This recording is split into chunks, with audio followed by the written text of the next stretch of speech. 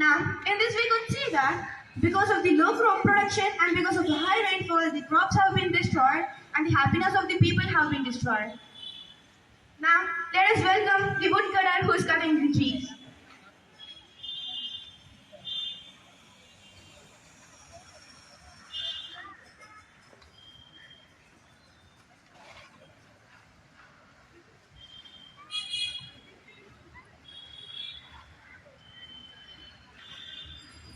Now, in this we could see that the woodcutter was cutting the trees and after cutting it, even he didn't get the shade, even water to drink. So, this is what going to happen. Okay, now let's see the Mother Earth's condition in 2010.